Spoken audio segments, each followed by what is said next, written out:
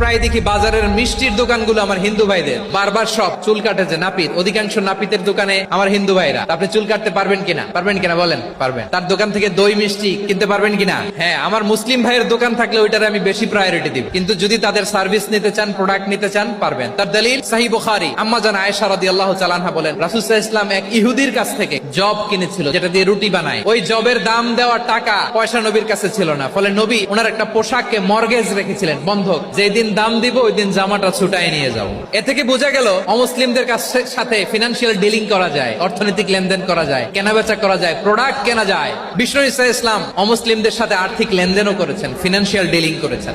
মিশরের বাদশাহ মুকাউকেস তিনি বিশ্বনবীকে বিশাল এক উপহারের ডালি পাঠিয়েছেন। মিশরের বাদশাহ মুকাউকেস ছিলেন ধর্মে খ্রিস্টান। কি উপহার দিয়েছিল আমার নবীকে? 1000 স্বর্ণ মুদ্রা, 2টা খ্রিস্টান দাসী, একজনের নাম মারিয়া বিনতে শামউন আল কিবতিয়া, আরেকজনের নাম সিরিন বিনতে শামউন আল কিবতিয়া। একজন খ্রিস্টান দাস 20 থান কাপড় জামা বানানোর জন্য, এরপরে একটা গাধা যেটার নাম ছিল উফাইর, আর একটা খচ্চর এটার নাম ছিল দুলদুল। তো এই যে সুপার পাওয়ার খ্রিস্টান বাদশার কাছে নবী চিঠি লিখলেন, ওই খ্রিস্টান বাদশা আমার নবীকে উপহার দিল। বিশ্বনবী এই উপহার